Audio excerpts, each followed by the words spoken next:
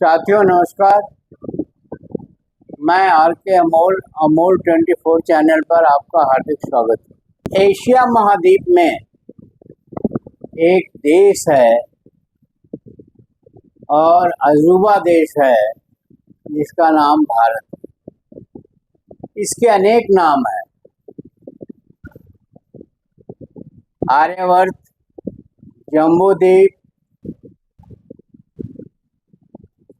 Hindustan, Bharat, India, इस तरह से इसके अनेक नाम।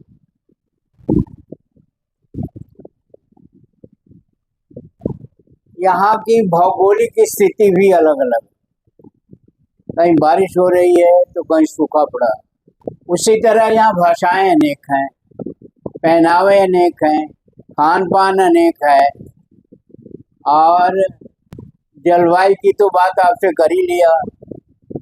इसके अतिरिक्त बहुत सारी चीजें जो हैं जो विभिन्न क्षेत्रों में विभिन्न है। आज भी इस देश का एक नाम नहीं, अनेक नाम। इस देश में बहुत सारे विदेशियों ने शासन किया है, मुगलों ने, और तमाम जो पश्चिमी एशिया के देश हैं उनकी रेस जो है वो शासन करी।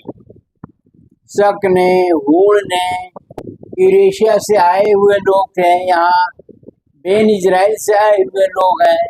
मतलब विदेशियों की संख्या भी यहाँ बहुत ज़्यादा है। इसी प्रकार यहाँ अनेक जातियाँ हैं जिन्हें आप कबीले कह सकते हैं। उन कबीलों का भी एक कई क्षेत्रों में शासन है। यहाँ धर्म भी अनेक है, भाषा भी अनेक है। यहाँ खाद्यान्न, अनेक प्रकार के खाद्यान्न पैदा होते हैं।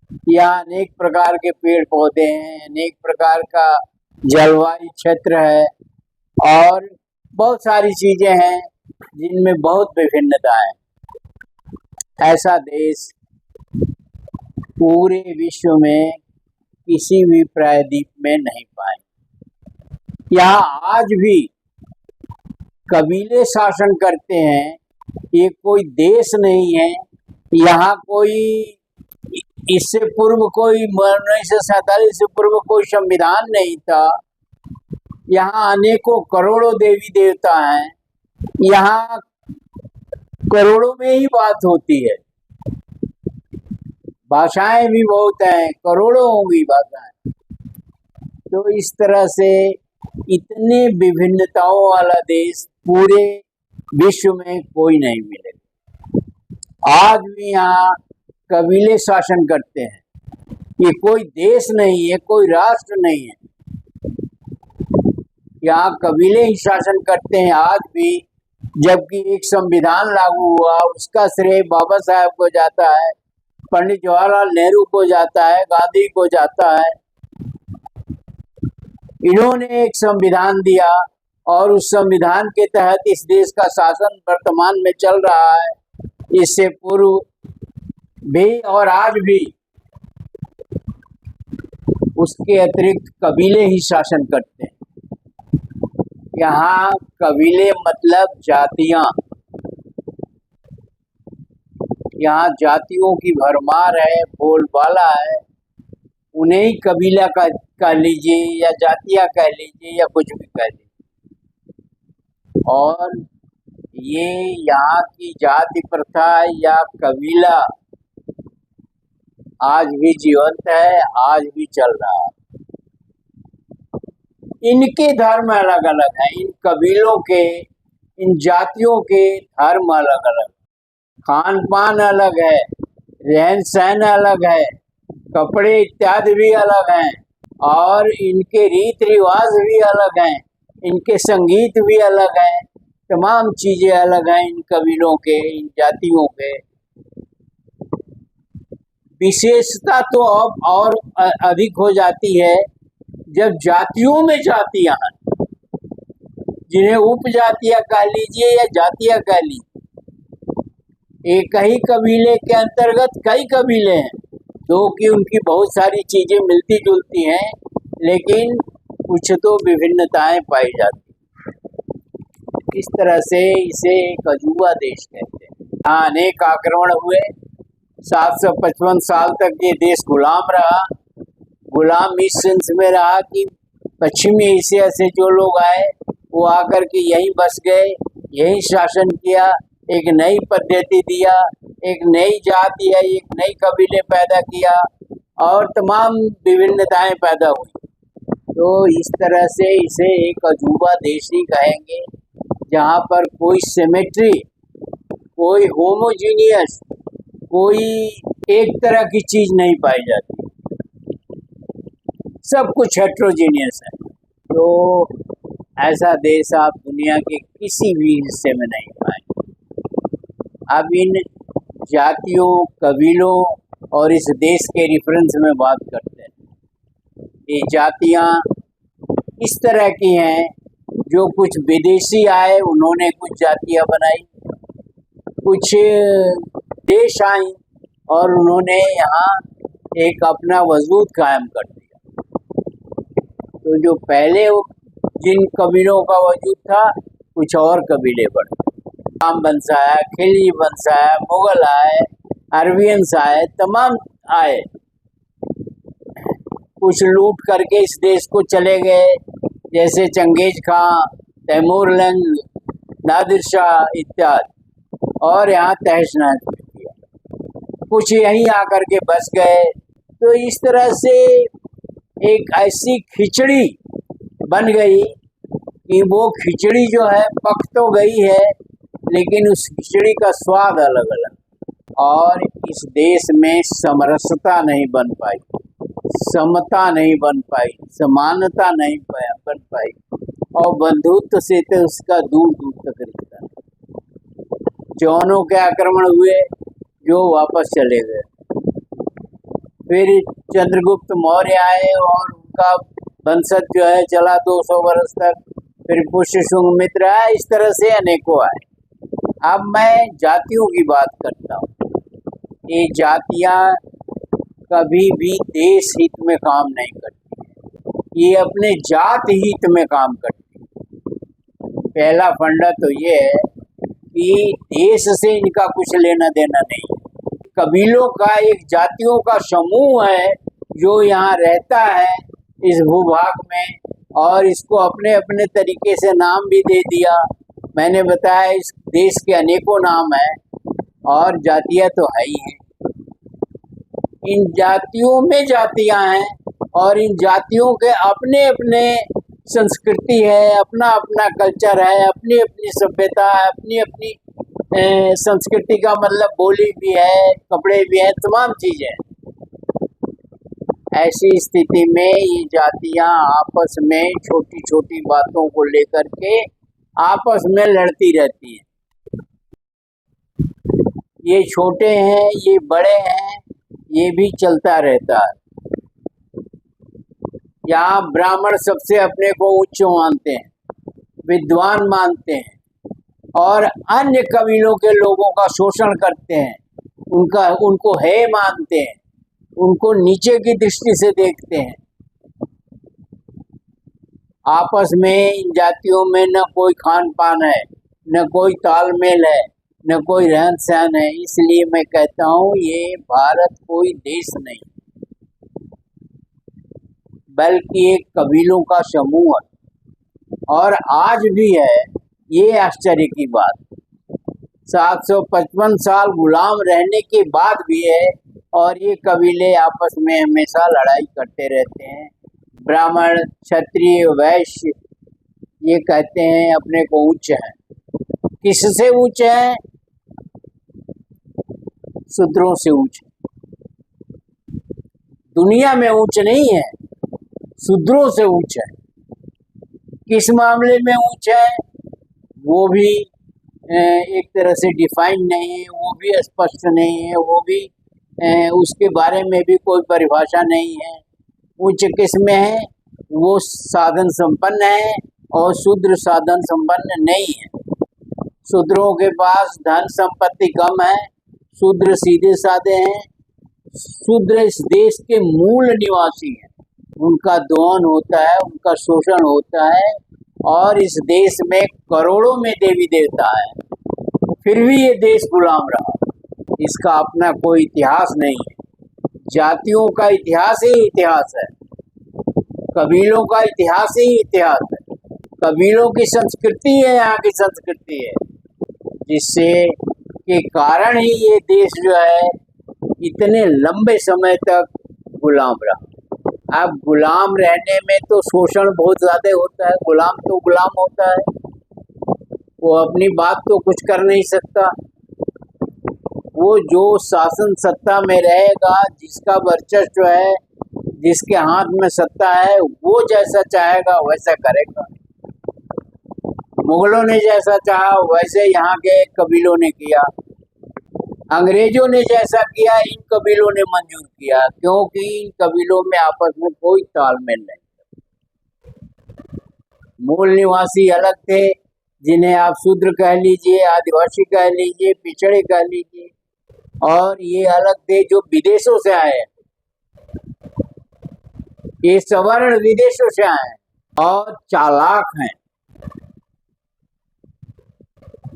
इन्होंने इस देश को बर्बाद करने में कोई कोर कसर नहीं रखी। इन्होंने जितना कर सकते थे उतना बर्बाद किया।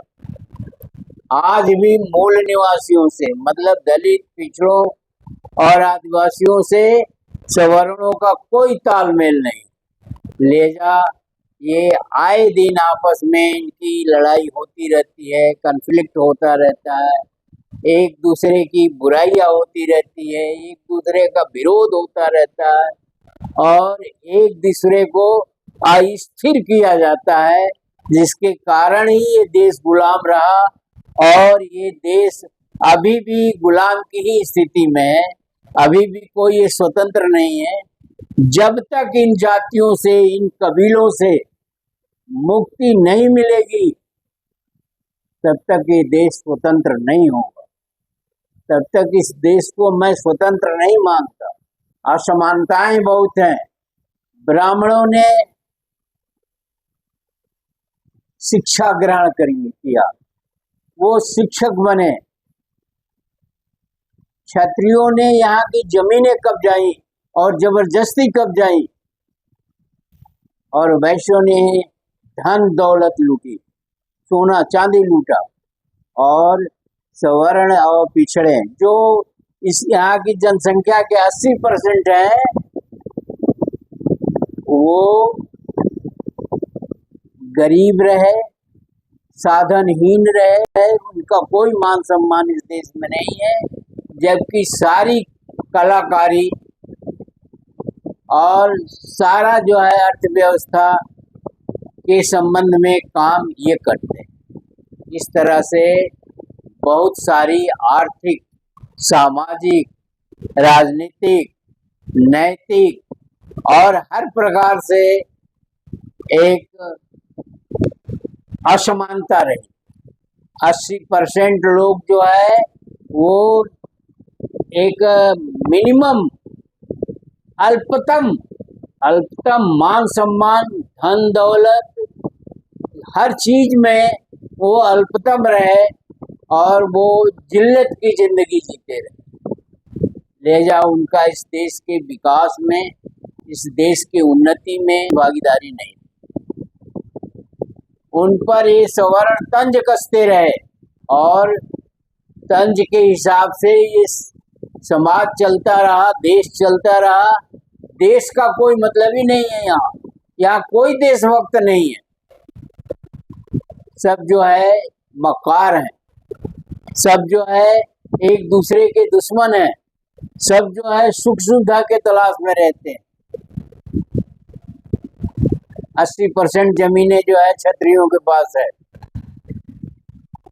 शिक्षा पूरी तरह से ब्राह्मणों के पास है, धन दौलत पूरी तरह से वैश्यों के पास है, तो शूद्रों और पिछड़ों के पास कुछ भी नहीं, सिवाय उनके खेतों में काम करने के, सिवाय उनकी नौकरी चाकरी करने के।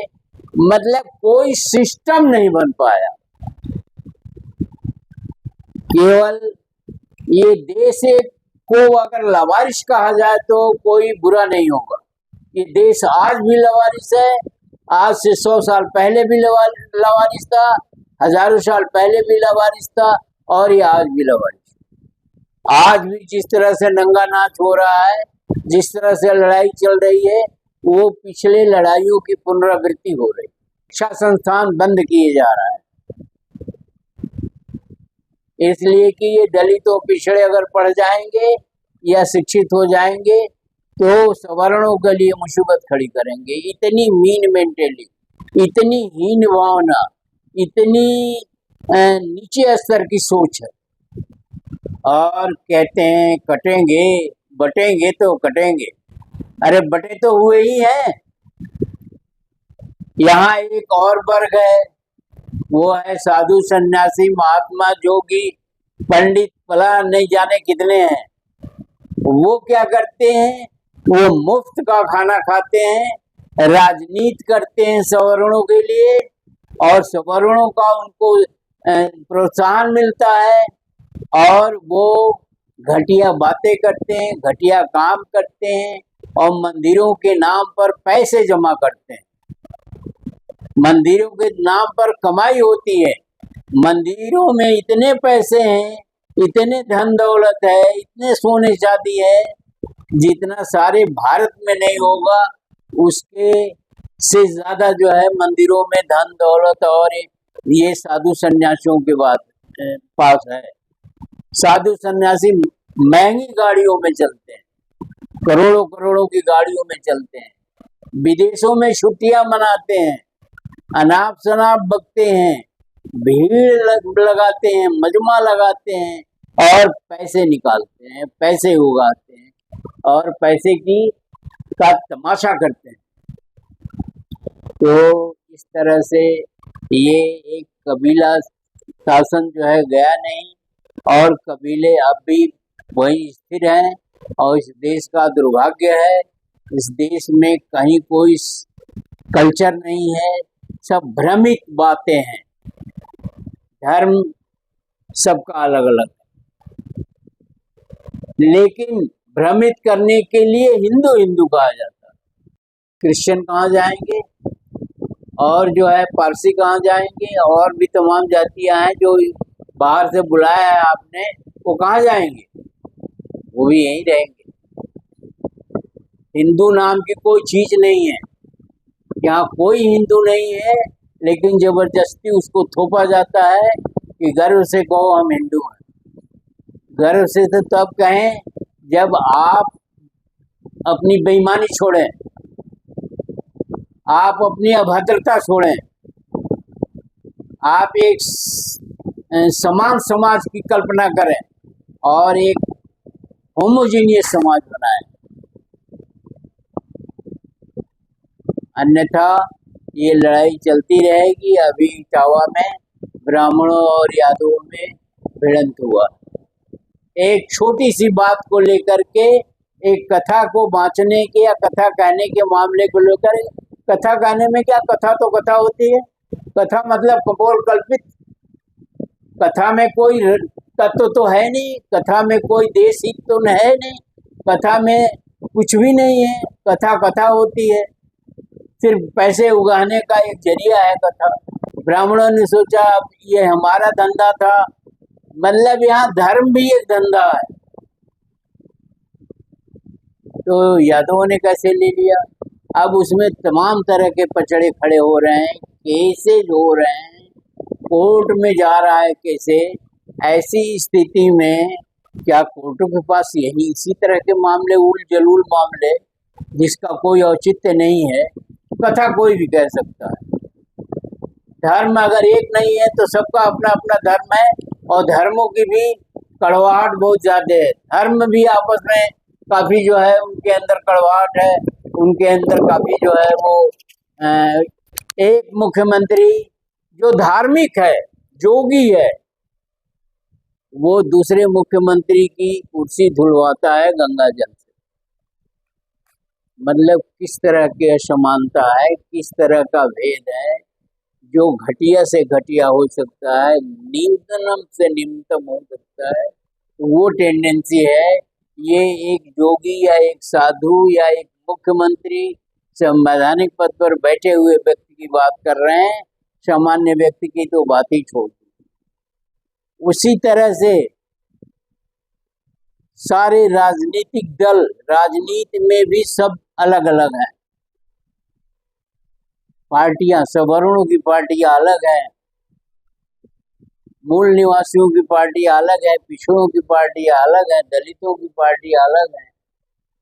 तो इस देश में जब एक होमोजीनियस वातावरण नहीं है, एक होमोजीनियस जो है स्थिति नहीं है, कंकड़ पत्थर गंदगी और ये वो सब भरा पड़ा है, तो उस देश के स्वस्थ होने का क्या करें?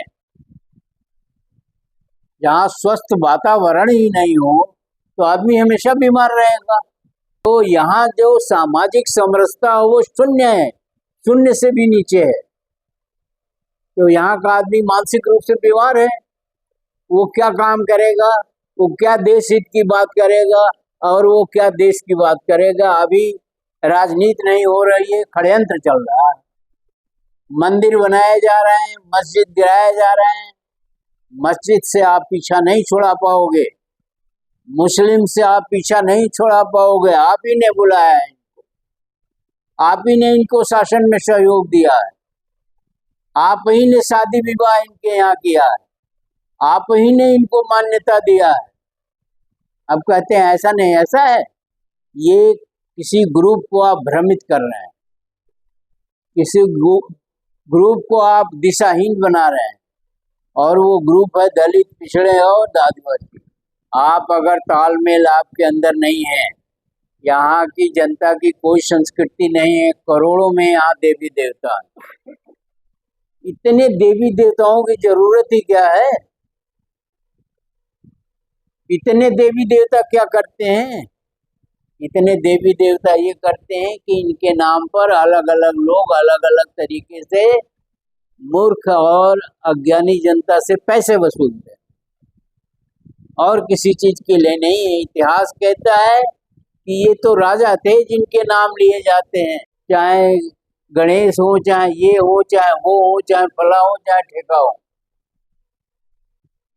ये तो राजा थे जिनको आपने देवता बना दिया। तो तरह तरह के भ्रम समाज के अंदर है तो देश के अंदर भी है। समाज अगर स्वस्थ नहीं है तो देश भी स्वस्थ नहीं, और यहाँ हर समाज बीमार है, पूरा देश बीमार है मानसिक रूप से। और मानसिक बीमारी शारीरिक बीमारी से बहुत बड़ी होती है। जहाँ मानसिक रोगियों की इतनी संख्या है, जिसमें आपस में इतना ज्यादा कॉन्फ्लिक्ट होता है, इतनी ज्यादा लड़ाई होती है कि हत्या तक हो जाती है, स्त्रियों का अपहरण तक हो जाता है।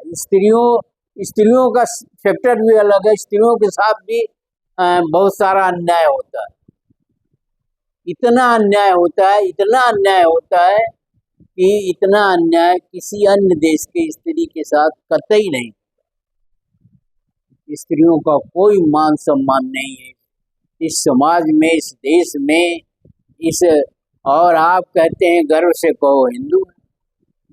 हिंदू तो कोई शब्द भी नहीं है, हिंदू तो कोई जात भी नहीं होती है, हिंदू तो कोई चीज भी नहीं होता है। तो कैसे आप हिंदू करते हो? आप भ्रमित करते हो। आपकी नीयत साफ नहीं है, आपकी नीयत जो है संदिग्ध है। आपको पैसे चाहिए, दूसरे का हिस्सा लूट करके आप एक अपना गौरवान्वित महसूस करते हैं, और यह इससे घृणित काम कुछ हो नहीं। यहाँ कोई देश नहीं है, कोई देश हित के बारे में नहीं सोचता है, कोई देश के बारे में नहीं सोचता है, यहाँ कोई देश प्रेम नहीं है। और देर या सवेर इस देश का पतन पुनः होना है, और हम उसी की तरफ बढ़ रहे हैं, अग्रसर हो रहे हैं। हम देश में शिक्षा, स्वास्थ्य और रोजगार की बात नहीं करते हैं, शिक्षा को हम खत्म कर रहे हैं, रोजगार खत्म हो चुके हैं, स्वास्थ्य खत्म हो चुका है। तो इस तरह से चारों तरफ एक लूट खसोट मची हुई है जो पहले भी थी। अधिक से अधिक कथा करके, अधिक से अधिक भ्रमित करके, अधिक से अधिक लोगों को गुमराह करके पैसे कमाना, देश से क्या लेना देना, देश जाए चूल्हेवाड़ में, देश से कोई मतलब नहीं। ऐसी स्थिति में इस देश का पतन निश्चित है और इस देश का इतिहास भी नहीं है कोई। इस देश का इतिहास जो है, जो पढ़ने को मिलता है, वो बना बनाया एक रस है या बना बनाया एक चीज है जिसमें जो लिख दिया। आधे से अधिक तो हम अज्ञानी हैं, 80% लोग तो अज्ञानी हैं। वो क्या जानेगी क्या इतिहास होता है और क्या देश होता है, क्या संस्कृति होती है, क्या कल्चर होता है। जो थोड़े बहुत पढ़े लिखे लोग हैं, उनको गुमराह करके, उनको छोटा बता करके, उनको नीच और अधम बता करके सारे धर्म ग्रंथों में चीजें उल्लिखित हैं और सारे ये धर्म ग्रंथ जो है बकवास। ऐसी स्थिति में अगर पुनः देश के बारे में नहीं सोचा गया कि जातिवाद और जातियां खत्म नहीं की गई, ये धर्म का ढोंग पाखंड आडंबर नहीं खत्म किया गया, क्योंकि हिंदू धर्म नहीं है, मुस्लिम धर्म नहीं है, पारसी धर्म नहीं है, क्रिश्चियन धर्म नहीं है, मानव धर्म। और अगर आपने मानव धर्म को छोड़ दिया, अगर आपने बुद्ध को छोड़ दिया, तो आप पतन के रास्ते पर चल पड़े। वीडियो को ध्यान से पढ़िए, समझिए, कमेंट बॉक्स में हमें भी बताइए क्या होना चाहिए, क्या नहीं होना चाहिए। अपना मंतव्य दीजिए ताकि हमें भी आगे का रास्ता ज्ञात हो सके। अगर चैनल को सब्सक्राइब नहीं किया हो तो अवश्य सब्सक्राइब कर लीजिए और वीडियो को शेयर और लाइक करना न भूलें। धन्यवाद। जय भारत, जय संविधान।